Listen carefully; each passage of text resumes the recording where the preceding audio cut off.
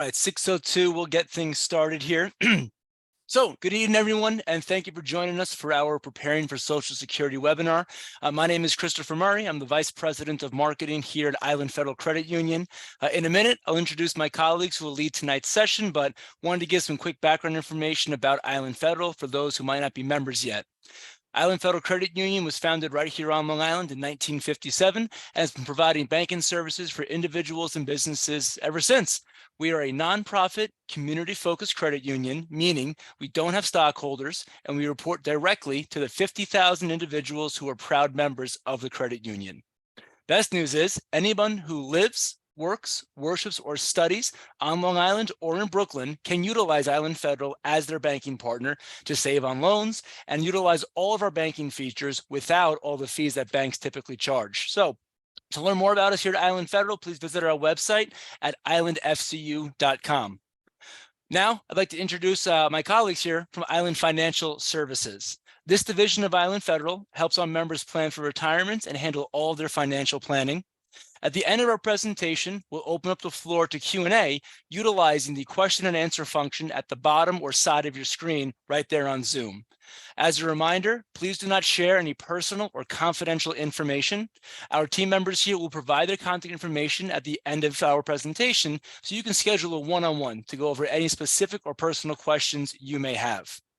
Our panelists tonight include Tom Schmidt, Director for the Financial Institutions and Advisors Division of MFS Fund Distributors, Robert Gibson, Senior Vice President of Island Financial Services, and Gary Ginsberg, Financial Advisor for Island Financial Services. So without further ado, Robert, I'll kick it off to you to get things started. Great. Thank you so much, Chris. Really appreciate the opportunity to speak with the members and any of the other guests that might be joining us tonight. As a financial advisor with Ameriprise, I spend much of my time focused on helping the members of Island Federal here answer two very simple questions that sometimes get to have very complex answers. Number one, will I be able to or afford to retire? And number two, do I have any financial blind spots that I need to be aware of? And when you think about those two questions and the pieces of the puzzle that we put together in our financial plans, one of the more important pieces is the question of Social Security. And considering that Social Security is estimated to cover approximately a third of our income in retirement, it doesn't take too much to realize how important it is to understand how it works and how those decisions can affect you and your family. With that said, I'd like to introduce our guest speaker tonight, Tom Schmidt. Tom is not only a genuinely nice guy, he's also a director. As Chris had mentioned before, he's the Director of Financial Institutions and Advisor Division with MFS. He joined MFS in 2019. He was a Vice President and Advisor Consultant with Oppenheimer Funds for 18 years prior to MFS. And Tom has a Bachelor's of Arts in Economics from the University of North Carolina, and also holds the Chartered Retirement Planning Counselors and Certificate Private Wealth Advisors designation, as well as his Series 7 and 63 licenses. Thanks for joining us, Tom, and I'll hand it off to you. That's great. Thank you so much, Robert, and thanks to all of those that have joined us on the line here this evening. As mentioned, my name is Tom Schmidt. I work locally here in the Long Island area as a consultant for MFS Investment Management. MFS is an investment management company headquartered in Boston, Massachusetts, with 9 offices in major cities around the globe. And we're most well known for actually inventing the mutual fund during the Roaring 20s. That was 1924. MFS created and provided access for mutual fund investors to be able to save in things like the stock and the bond market way back then. Next year will be our 100th anniversary. We've been consulting with financial advisors on the things that Robert mentioned in his introduction. Helping advisors work with their clients to address and answer those questions. Will I make it? And what are my financial blind spots? And importantly, what are the pieces of the puzzle as it relates to my retirement income? And when and if am I ever going to get my Social Security that I've been paying into for all this time? What's it going to mean to me? What's it going to mean to us? What's it going to mean to you on the line here today? And how should I think about tapping into it and folding into it? Our goal here today is to not give anyone a specific answer where you leave here tonight saying, I'm going to take my Social Security at X, Y, or Z. Our goal is to give you the information in terms of how Social Security is calculated, the impacts of what decisions could be made, what your options are. And in essence, I guess the earlier, the better. We become eligible, most of us, for Social Security right around the age of 62. We have the ability to tap into it at a reduced benefit at the age of 62. Our full retirement age we'll talk about is around 66 or 67. And some of us have the ability potentially to consider waiting until the age of 70 until we tap into Social Security. We'll talk about the benefits and drawbacks of all of that. And importantly, at the end of it, I think Robert's going to share a kind of a case study that his firm, Ameriprise Financial Advisor and Island Financial, have the ability to run for you to kind of play the what if scenario. What if I did this, or what if I did that? So here we go. Importantly, I think we all may recognize this. This is called your Social Security statement. And for those of you that haven't gotten it, they really have kind of stopped mailing it, but it's available to us to download online. And for those of you that are on the line here today and you haven't gone to ssa.gov and created your user profile to be able to access this, I suggest that be one of the more important things you do after today, to log in, create a profile, access your information. Basically, what the statement tells you is your earnings record that you want to match up to being right, the taxes you paid into Social Security, and the income that it's been based off of. It's a great thing to review. And one of the important things to note is that it also states on the page 2 of the statement that Social Security is not intended in any way, shape, or form to be a complete source of retirement income. Social Security is not intended to be a complete source of retirement income. It is estimated that for many Americans, it will fund, as Robert said, somewhere approximately maybe 30 or 35% of our retirement income needs. What's important to understand is what the other pieces of the pie may be. Every one of us has different financial pieces of the pie, but this little puzzle, or the pieces of this puzzle, account for much of what we might have access to. Whether it's money from the sale of a property, many individuals downsize as they approach the Social Security age, annuities and pension plans, inheritances, bank accounts, savings in our retirement accounts, savings outside of our retirement accounts, etc. And the question is, how does Social Security fit into the pieces of this pie? And importantly, when will it fold in? Or when can it fold in? And I think it's important to understand that, playing that what if scenario with Robert can be really helpful to determine what might apply to you on the line here tonight. Our agenda is going to focus on how retirement benefits are calculated, options for married couples and divorcees, and then taxes and your retirement plan. So let's get started. Social Security, how are the benefits calculated? Well, for most of us, if not all of us, our retirement ages will vary between the age of 66 and 67.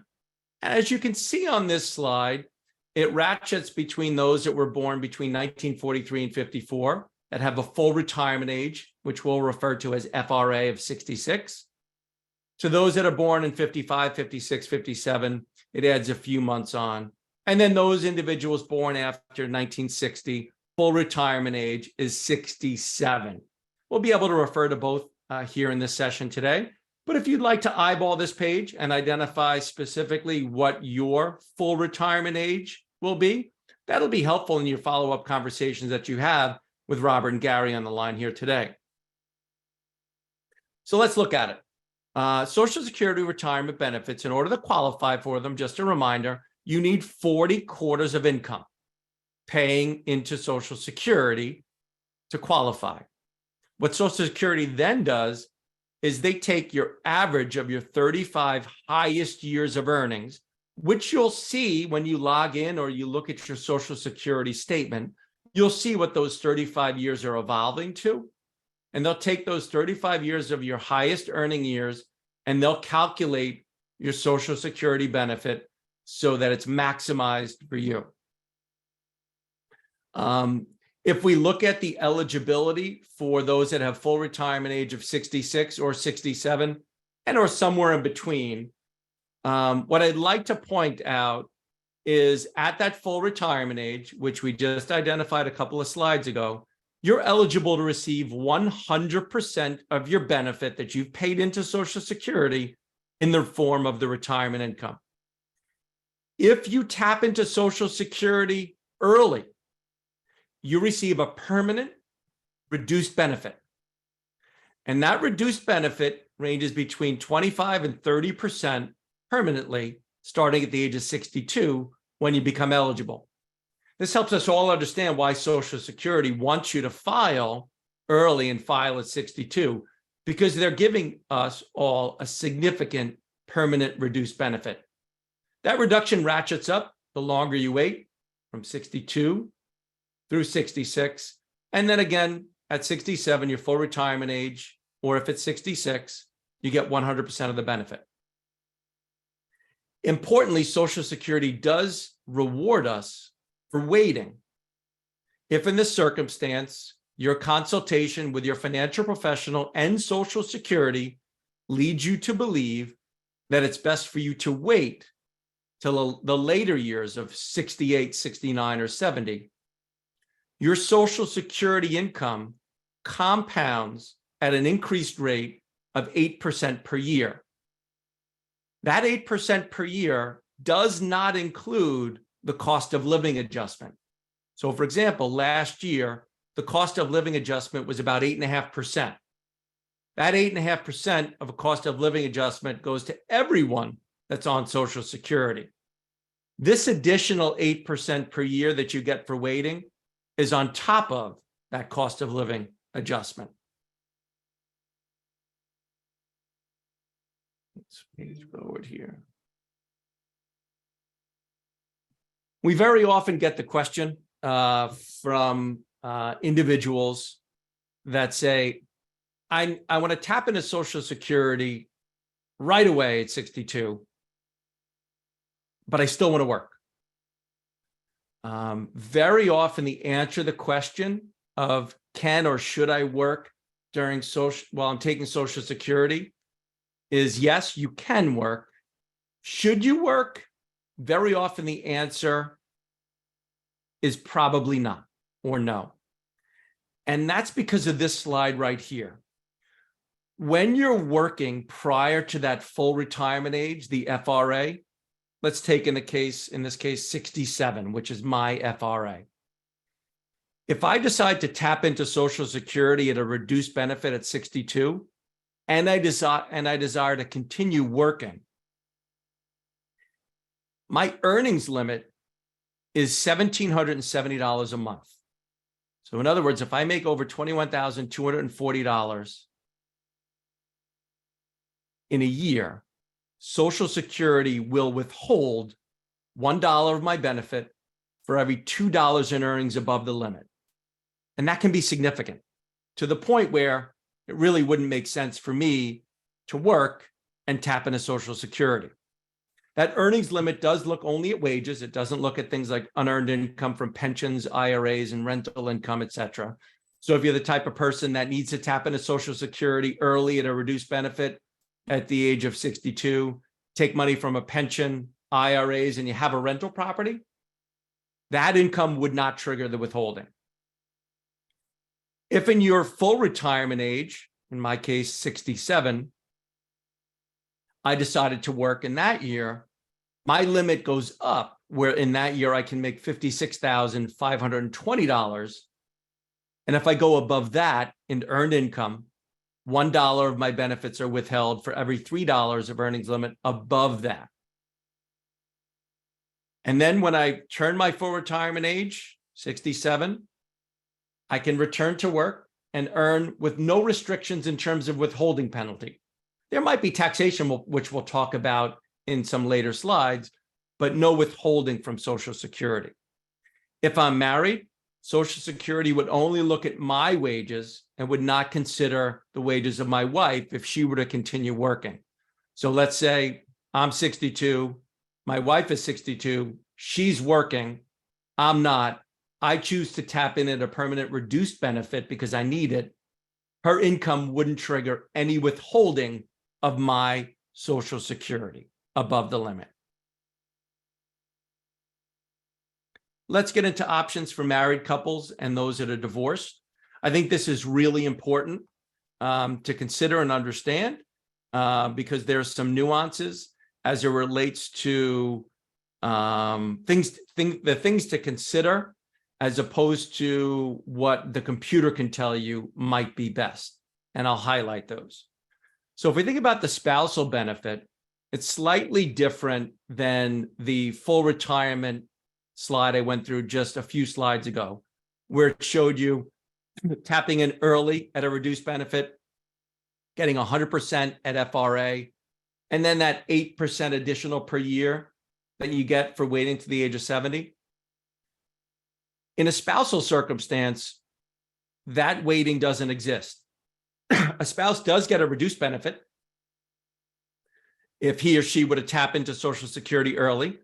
So as you see on this slide, I'll use my full retirement age of 67.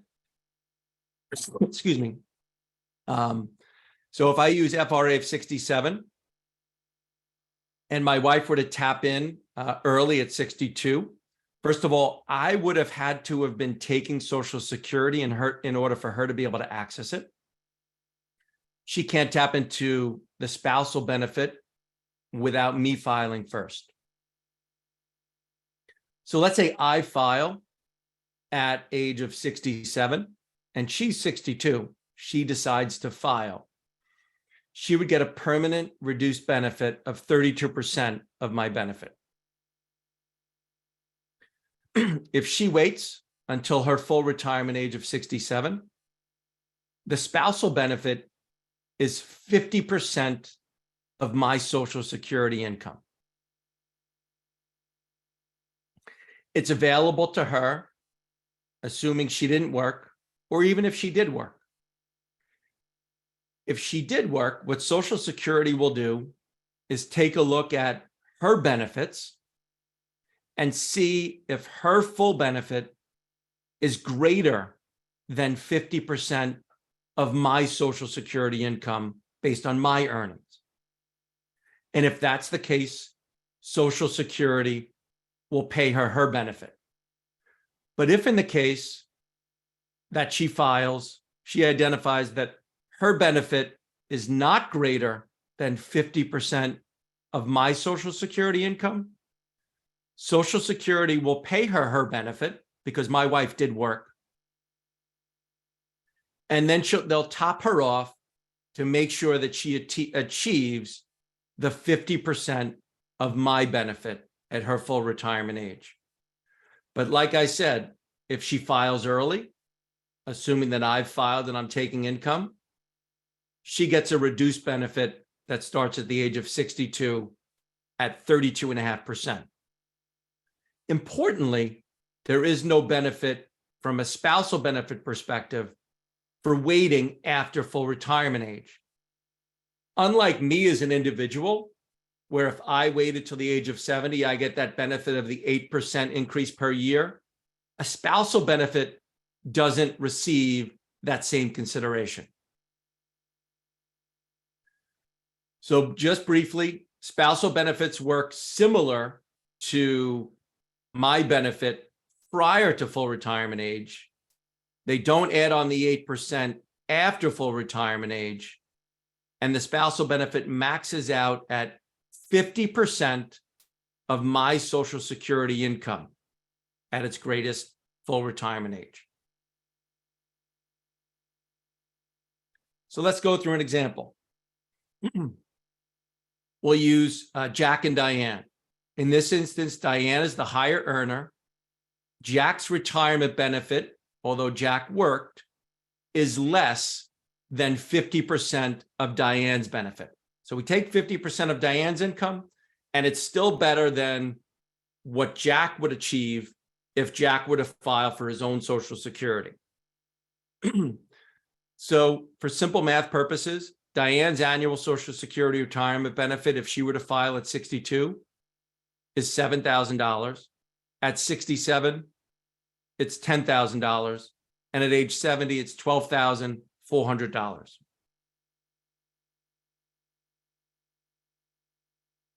So if Diane claims her retirement benefit at age 67, as I mentioned, her benefit is 100% at FRA $10,000. If Jack claims at age 67, remember Jack's benefit is 50% of Diane's. Simple math, $5,000. If Jack claims at age 62, remember there's a reduced benefit that's permanent of $3,250, that's 32%. If Diane waits and identifies that she's going to live a long life and it benefits her based on not only the calculation, but other decisions to wait till the age of 70 and benefit from that additional 8% per year, Diane exceeds her FRA and achieves that $12,400 waiting until 70. Now, the question is, what happens to Jack claiming at 67? Nothing. Jack's benefit is only based on Diane's age 67. There is no benefit for waiting to age 70. So if Jack claims at age 62, there's still that reduced benefit based on Diane's age 67, even though Diane waited till 70. Or Jack claims at his full retirement age of 67, and again, gets 50% of Diane's age 67 FRA of $10,000. Now, if Diane claims at 62 and takes the permanent reduced benefit for filing early, again, nothing happens to Jack. Let's assume Diane files at 62, but Jack waits till 67. Jack still gets 50% of Diane's 67 full retirement age. But if Jack files again at 62 early, Jack's calculation is a third of Diane's benefit of $10,000 at 67. It's important to differentiate the slight nuance there, but I want you to understand it. So I spent a little bit of time on this slide. So what's important to think about is a strategy where if you have two earners in a household and a circumstance where the lower earner, in this case, as I described in my case, it would have been my wife. In the case of Jack and Diane, it would have been Jack. Jack could have considered to apply for his benefit. And let's assume Diane waits till 67 or 70 and doesn't file. If Diane is waiting for hers and doesn't file, Jack isn't eligible anyway to file for half of Diane's. So Jack says, you know what? I worked, I earned money. I want to start with my own at 62. And then when Diane applies at 67 and I turn 67, I'm going to switch to Diane's, and Social Security will top me off with the excess spousal benefit. That's certainly something to consider. It's certainly something that you want to dig into more from a nuanced perspective to understand your specific numbers and how taking your benefit early does slightly impact your benefit of when and if you switch. When Jack were to switch to Diane's benefit, there is a slight haircut that the Social Security Administration will give in that excess spousal circumstance that you want to be aware of. But it is certainly a strategy that you could consider for the future. Now, we'll shift gears away from a spousal benefit to an unfortunate circumstance of a survivorship benefit. God forbid something happens. My passion around Social Security evolved as it relates to this circumstance specifically. I grew up in a small business farm family in Melville, Long Island. And as a farmer, I unfortunately was in a circumstance where I tragically lost my father on our family farm in Melville at the age of 57, when my mother was the age of 48. And she was in the circumstance where she didn't have to understand what the spousal benefit would be from Social Security, but what would the survivor benefit be? And it's important to differentiate, and this can really come into play when you have a married situation and you're determining whether or if to take Social Security early. So we'll talk about the impact of that. A spousal benefit for Social Security typically is eligible to claim 100% of the deceased's benefits in the survivorship circumstance. As you see on the far right-hand side of this slide, that's assuming that the individual waited and claimed their Social Security benefit at their full retirement age. So if I haven't claimed Social Security and I've waited to the age of 67 and I pass away without claiming, my spouse is still eligible for 100% of my benefit. But if I'm the main earner and I file for Social Security at the age of 62, my spouse will experience and receive a permanent reduced benefit, which is 100% of mine, but it's 100% of my benefit that was reduced when I took it. So in the circumstance of a spousal benefit, survivor benefits are available at the age of 60. So if my spouse were to claim Social Security at the age of 60, the spouse still gets a reduced benefit claiming early. Let's assume my wife, God forbid something happens to me, she decides that she wants to file for my benefit. She doesn't want to wait till the age of 67 when she can get 100% of my benefit. She decides to step in for eligibility at the age of 60 or 61. And you see a reduced benefit of 25 and 30%, which is significant and permanent. The important thing here to understand is how it can work based on eligibility, but what the reduction is for that spousal survivor circumstance in the case of filing early. And sometimes you have to. So what I like to do when individuals that are married and still married have the conversation of when do we tap into Social Security, it's more of a question of we than me, because there may be a circumstance where the main earner feels as if, due to either family history or their own personal health, that they're not going to make it to 80, 90, 100 years old, but that their wife or their spouse or whoever it might be is the one that's going to live to 80, 90, or 100 years old. In that circumstance, you want to think long and hard about filing for Social Security early at the reduced benefit. I would want to think long and hard about not just my benefit. God forbid something happens to me. I want to think about how my spousal benefit, God forbid I'm not around, can benefit my widow. So if we look at the circumstances of individuals that are on maximum Social Security, which is the green bar, or average earners, here's an example of different claiming ages based on the deceased to help understanding that decision.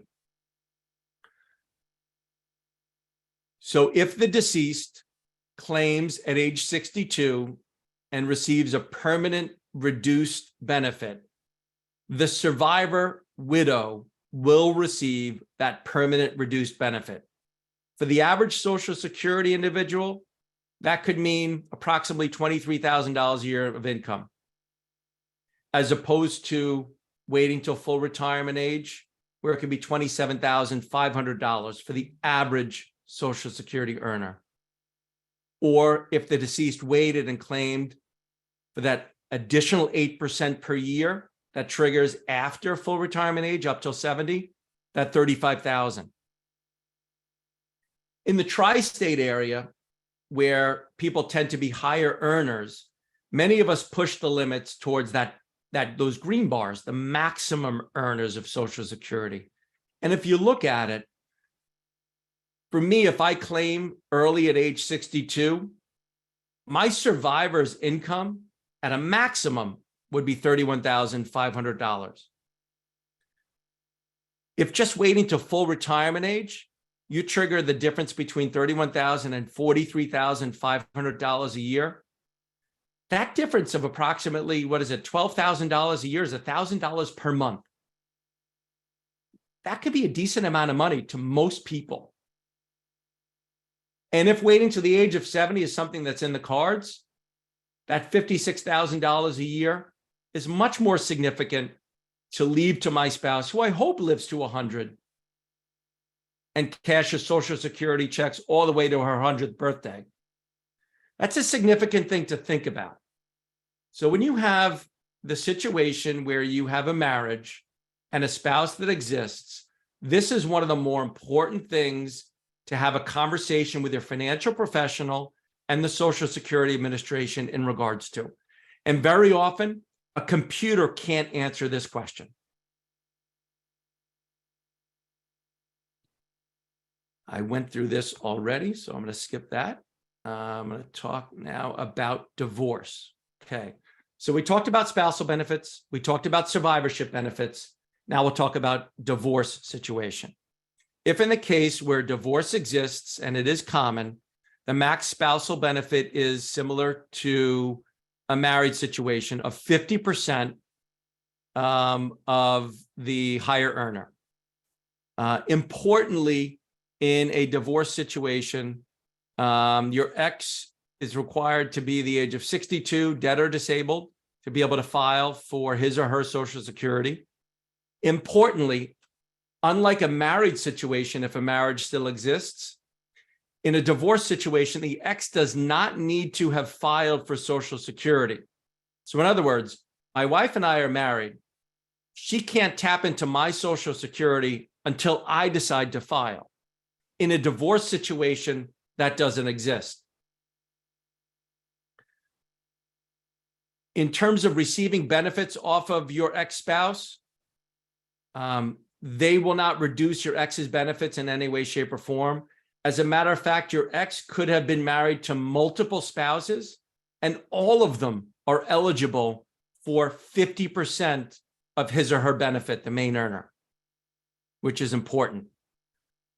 More importantly, nobody from Social Security calls the ex or notifies the ex that you're going to be tapping into his or her Social Security. So there's no permission slip. There's no situation where you have to call your ex and say, did you file? Are you taking? None of that exists. You can file for and be eligible for 50% of that. The situation is you would have had to be been married for 10 years. And you have to be, you can't be remarried below the age of 60. So very often in the case of a divorce, they happen when the kids are out of the house. Sometimes it happens when individuals are in their late 40s or early to mid 50s. And then within a few years after the divorce, you meet the second love of your life or the first love of your life. And you may have gotten married the first time for money or for love, and vice versa. This time it's for money or for love. Be aware that if you get remarried at or before the age of 60, you give up all claim to Social Security income and survivor income on your ex-spouse. If you're remarried after the age of 60, you retain and maintain that claim. Now, let's say you do get remarried after the age of 60, you are eligible for Social Security off of your current spouse. You can't be eligible for Social Security off of both. So you're married, you're divorced at the age of 57, you get remarried after the age of 60, your new spouse is who your Social Security is going to be based off of until or unless you get divorced or that ex-spouse passes away. And in that circumstance, you can become re-eligible for the retirement spousal or survivorship benefit. So just to conclude on the divorce situation, if your former spouse remarries, it doesn't affect your 50% of his or her piece of the pie. Your 50% is your 50%. What is determinant is the age you do file on. So if you file early, just like any individual, you get the permanent reduced benefit off your ex-spouse's benefit. So if your former spouse remarries, it doesn't dilute your benefit.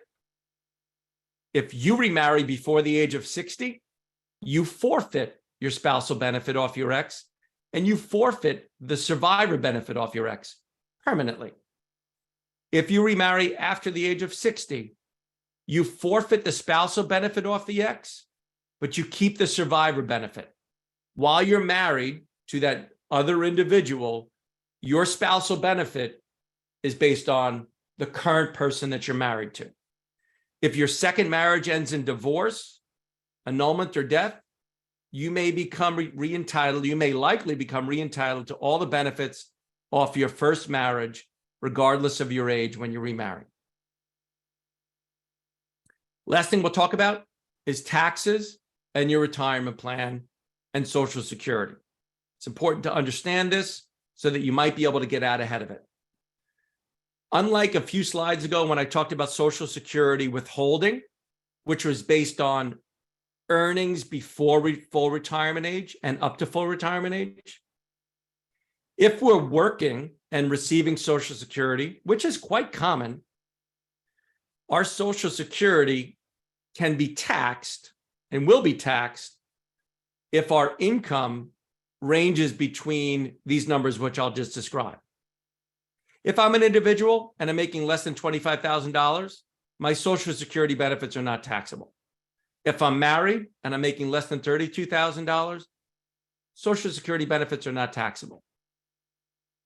If I'm making as an individual between 25 and 34, or a married couple, $32,000 and $44,000, then up to 50% of my Social Security benefits will be included in my taxable income at whatever my tax bracket is. If I'm making above that, $34,000 as an individual, or above $44,000 married couples filing jointly, then Social Security will throw 85% of my Social Security income into my tax situation as taxable income.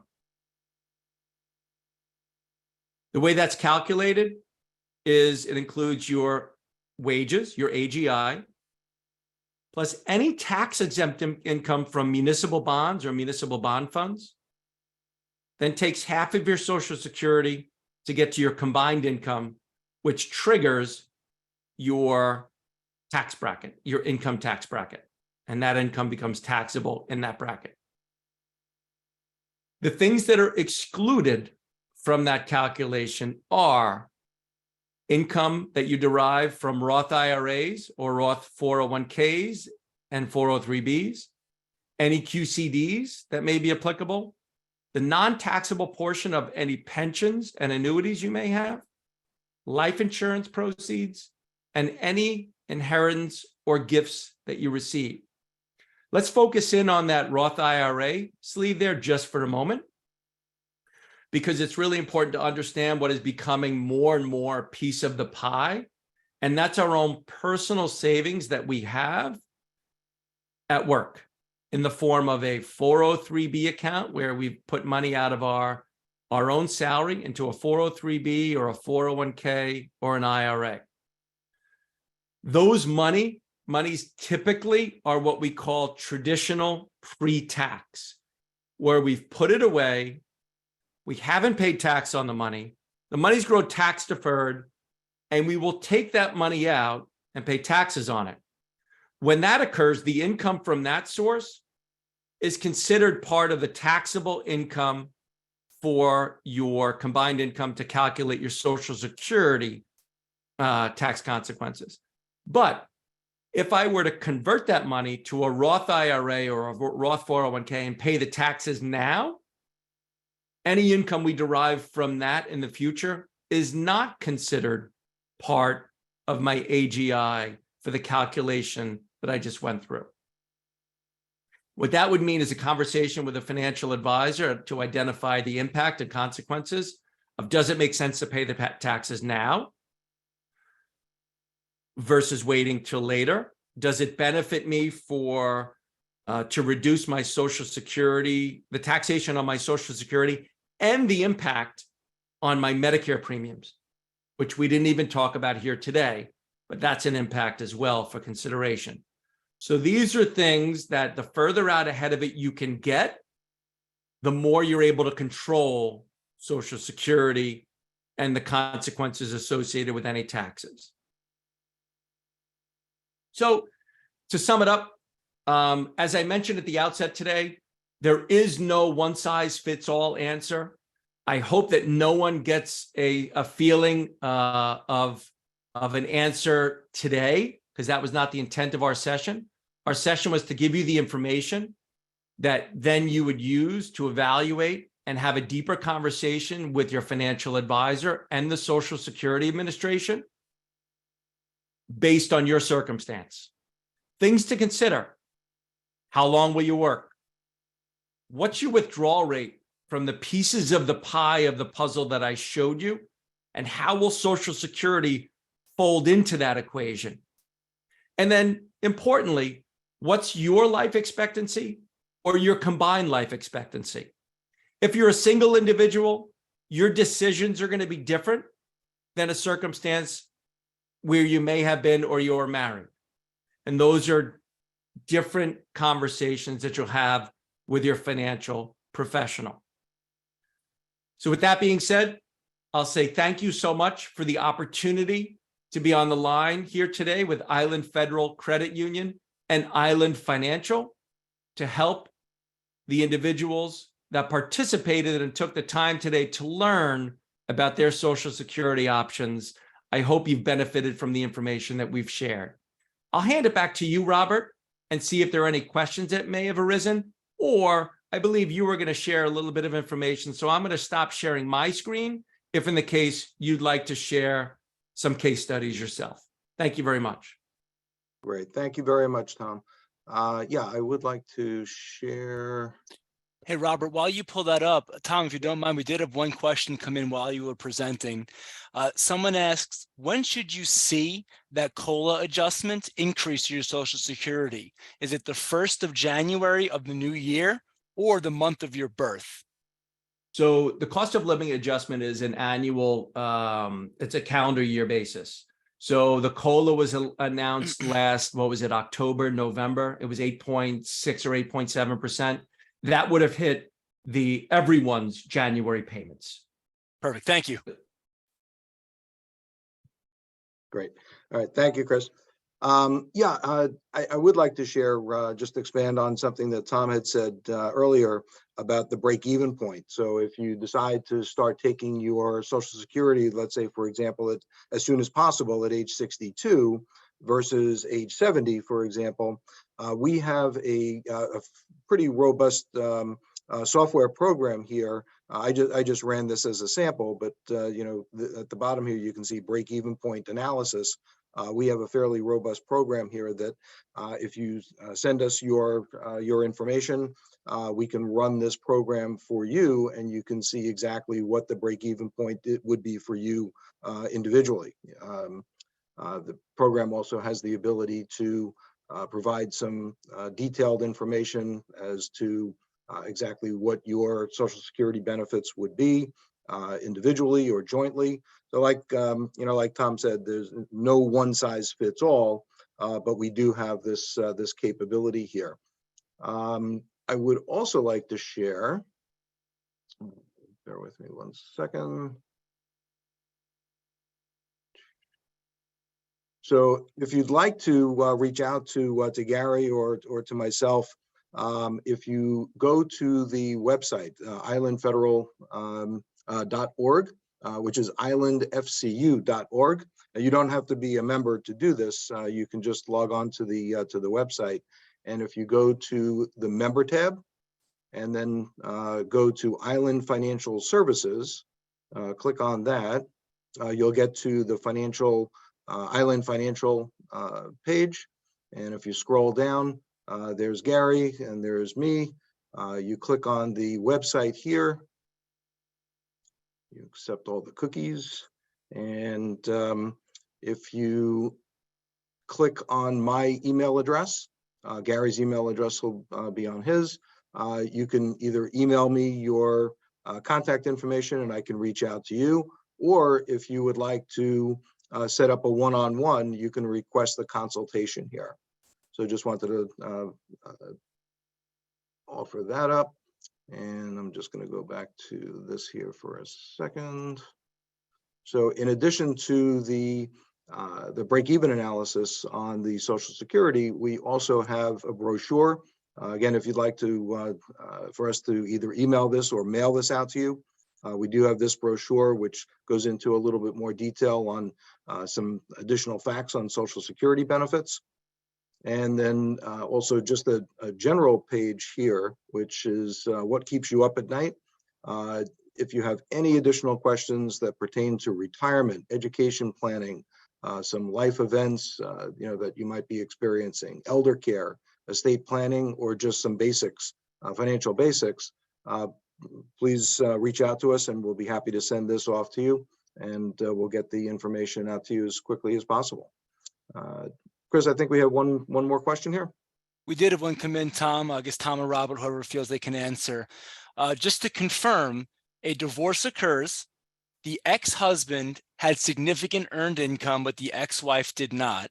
The ex-wife's 50% eligibility does not eat into the ex-husband's Social Security. Correct. Correct. And that ex-husband could have 4 ex-wives if they were married for the full 10 years each. Each one of those ex-wives would be eligible for the full 50% of his earnings. None of them would receive the reduced either. So it's kind of like an interesting scenario. I think it was Robert Redford. Did he have multiple marriages that applied to? So yes, that's correct. Does not affect at all. But Tom, do they have to be married for a certain amount of time? For the 10 years, correct. You would have been married for 10 years. Excellent. All right, folks, at this time, if you see that Q&A feature right there at the bottom or the side of your screen, please feel free to type it in. Again, please do not have any personal information, Social Security numbers, do not display that at this time. If you have any questions you'd like to ask one-on-one to Robert, Gary, and their team, please feel free to contact them via the information Robert just provided. You can head to our website, islandfcu.com. This entire presentation was recorded and will be posted to the Island Federal YouTube page as well. So you can go back and rewatch and recapture all the information that Tom went through. But Tom, definitely thank you for that, for going through at the speed you did. Was great. I think it really helps with some clarity to all the various situations that folks may be a part of. That's great. Thanks for the opportunity and good luck to everybody. Enjoy this beautiful spring weather as well if you're on Long Island. Thank you. Excellent, everyone. Well, thank you again for joining us tonight. We appreciate it. Any follow-up questions, please don't hesitate to ask. The guys on this team really have years of experience. This is what they do best, and we're here to help you out best we can. So thank you again on behalf of all of us here at Island Federal, and enjoy the rest of your day.